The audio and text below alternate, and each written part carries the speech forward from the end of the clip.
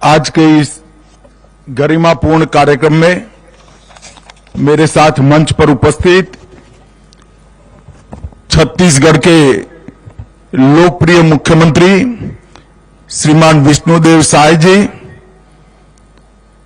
छत्तीसगढ़ के भूतपूर्व मुख्यमंत्री और छत्तीसगढ़ विधानसभा के अध्यक्ष डॉक्टर रमन सिंह जी, हमारे उप मुख्यमंत्री और गृह मंत्री श्रीमान विजय शर्मा जी, उप मुख्यमंत्री श्री अरुण साव जी, छत्तीसगढ़ पुलिस के मुखिया श्री अशोक जुनेजा जी, उपस्थित सभी अधिकारीगण, छत्तीसगढ़ पुलिस के परिवारजन और छत्तीसगढ़ के प्यारे जवानों, आप सभी को राष्ट्रपति कलर अवार्ड प्रदान करने के लिए बहुत बहुत बधाई और शुभकामनाएं देता हूं।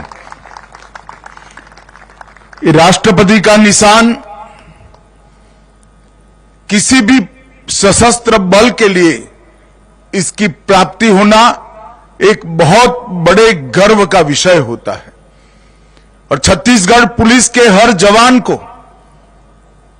मैं एक और बात के लिए भी बधाई देना चाहता हूं कि 25 साल की अल्प अवधि में ही आपने राष्ट्रपति महोदय का विश्वास जीतकर इस सम्मान को प्राप्त करने की सिद्धि प्राप्त की है और एक सच अर्थ में छत्तीसगढ़ पुलिस के लिए और देश भर के पुलिस बल के लिए बहुत बड़ा एक प्रकार से सम्मान का विषय है और मेरे लिए भी बहुत सम्मान का विषय है कि राष्ट्रपति निशान अलंकरण समारोह में आज मुझे अपने हाथों से छत्तीसगढ़ जैसी जांबाज पुलिस को राष्ट्रपति निशान का अलंकरण करने का मौका मिला है।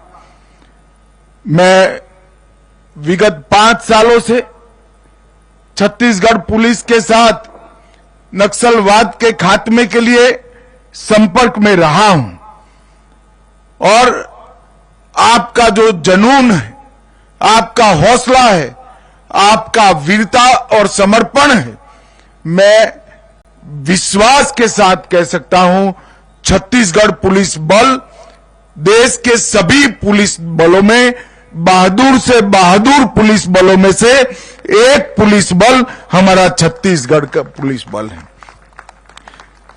छत्तीसगढ़ ने जैसे ही अपने निर्माण के 25वें वर्ष में प्रवेश किया, वैसे ही आपको प्रेसिडेंट कलर अवार्ड से सम्मानित किया गया।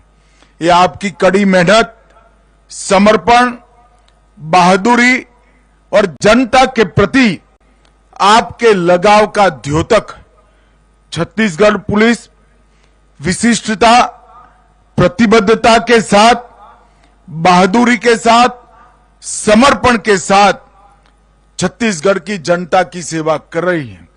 चाहे कानून और व्यवस्था को सुदृढ़ करना हो, चाहे नक्सल मुक्त भारत के अभियान को अंजाम देना हो, चाहे नशा मुक्त भारत के अभियान को आगे बढ़ाना हो, सार्वजनिक सुरक्षा सुनिश्चित करना हो या नागरिकों के जीवन को सुलभ बनाना हो, छत्तीसगढ़ पुलिस कभी भी दोयम स्थान पर नहीं रही है, हमेशा अग्रम स्थान पर रही है।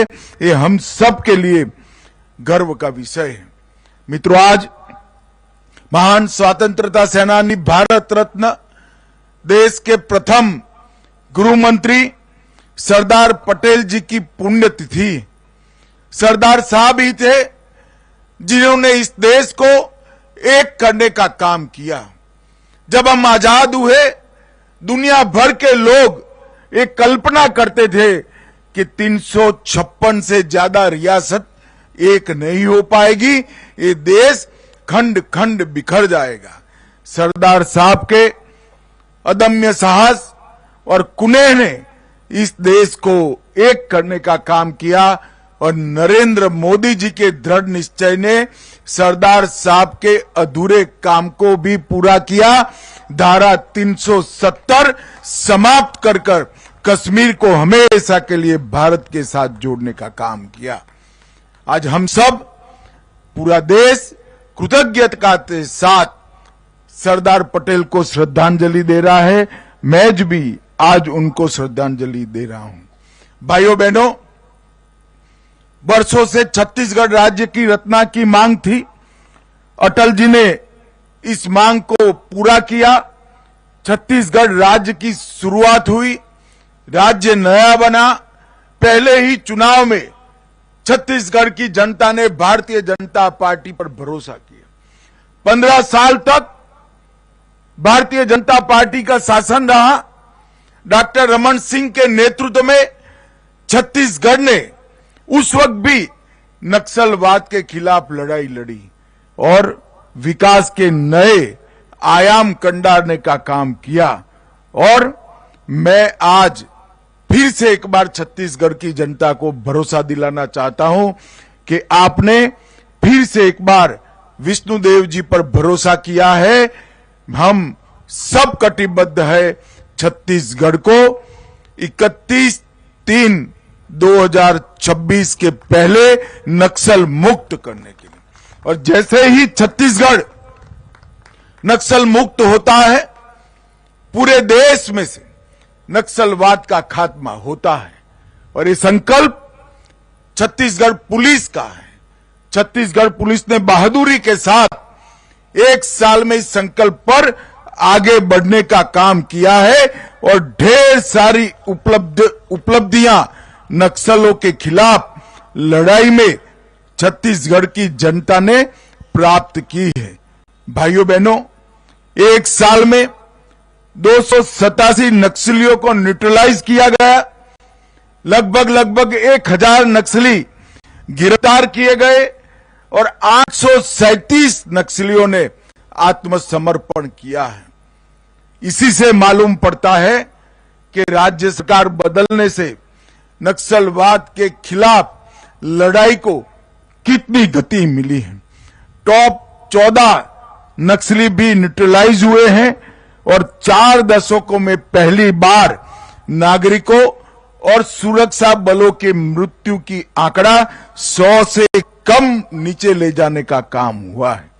मोदी जी के नेतृत्व में पूरे देश में 10 साल में नक्सलवाद पर नकेल कसी गई। सुरक्षा बलों की मृत्यु में अगले 10 साल की कंपैरिजन में 73% की कमी आई। नागरिकों की मृत्यु में 70% की कमी आई और का हर एक नौजवान